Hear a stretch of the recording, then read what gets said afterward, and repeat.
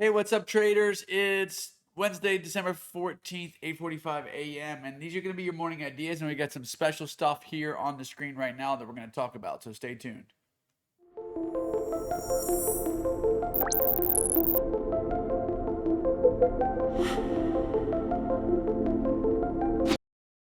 So what's up, traders? I made a video yesterday. We're going to probably publish it today. So just to give you a little heads up that we will publish a video explaining the new data feed where we're going to roll out the CQG integration most likely tomorrow, which is Thursday, December 15th. And we're really excited about it. So watch for that video to drop today, and we'll get rolling on that, and I'll answer all the questions you have. But this is what we will look like. I'm gonna pull up now the charts for the day. If you did not watch yesterday's morning ideas, I highly recommend you do that just to see how things work when we get to these like important areas. And we talked about the area yesterday at 4100, and I'm going to show you on the small picture, but let's look at the big picture first. After the news broke yesterday with the CPI number, the inflation going down, the market ripped up and it took it all back. We talked about those scene of the crimes. The market came basically all the way back to it yesterday. Let me try to maximize this. So we ripped up and we took it all back. Basically an hour later. But when we go to the 15-minute, we look at these areas that we were talking about in more detail yesterday in the morning. That when we ripped higher yesterday. So this is a really important part if you're using something like volume profile. One of the key reasons I like using it is this is what the profile looked like after the news, guys. Remember I showed you this and again, please go back to the morning ideas yesterday. You see how this yellow area, there's no trading that happened here because the market ripped right through everything and barely traded on the way up. So what we talked about is I put this red line on the chart yesterday and said that 4100 becomes really big because since there's nothing traded here, think about this like a flagpole or an air pocket. If the market comes to 4100 and it cannot hold on to it, you're likely to see 4000 again, 4050 really quick.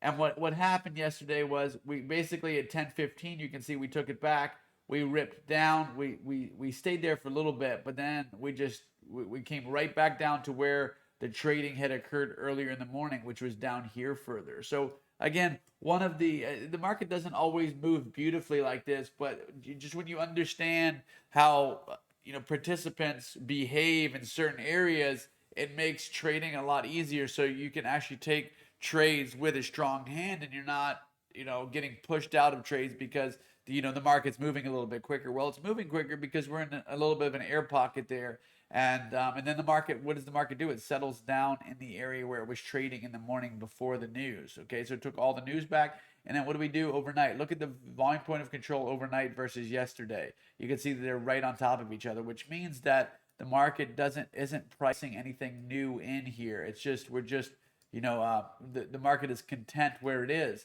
If we look at big picture, where are we? We're trading now above the VPOC of this area. We still have this like kind of, I would say it's bottom heavy looking profile. So what I have overnight, what I'm seeing now is I would move this down into the 40-25 area. My idea is if 40-25 becomes pretty big now because that's what would get us back into this really thick area below us.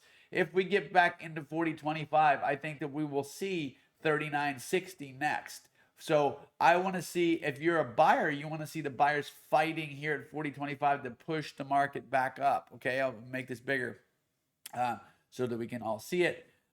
If we bounce off of 40-25 and try to stay above this big mass of trading that we've done down here, if we're unable to do that, we put back into value, chop around on our way to 39.60, ultimately down here to 39.33, which is the low of this value area right here, and then probably lower into 3900, which is where that 38.95, which you see is a big clump of volume that starts right there below us. So ultimately, like if we get below 40.25, I think that all of those numbers are in play. and they start at 39.60, and then 39.33, and then 38.95 would be next. Okay, so those are the areas I'm looking for. Below, above, it's the same kind of thing where if you bounce off of 40.25, you probably see some resistance again at 41.07, and then I'm referencing numbers over here, 41, like let's just say 4100, and then 4130 are the next kind of areas above. All right, so it was a bit whippy yesterday with the news. Really some really good opportunities if you didn't trade the news itself, to get in on that kind of fall when the market didn't hold 4100. But again, that's why it's so important to understand the mechanisms of how the market moves, and trying to put all the pieces together instead of saying, okay, if the market falls at 10 o'clock, I'm going to do this. Well, like, the context is always going to be a little bit different. And the real gold in trading is to understand that context. Okay. So that's it for today. Again, super excited about rolling out this CQG integration, which I'll bring back up here, where you have the availability to choose either CQG or the Rithmic data feed. And I explain the difference in all of that stuff later on today when I drop that video on YouTube. So look for that, and pretty excited about that, guys. So let us know if you guys have any questions, and look forward to sharing all that stuff with you.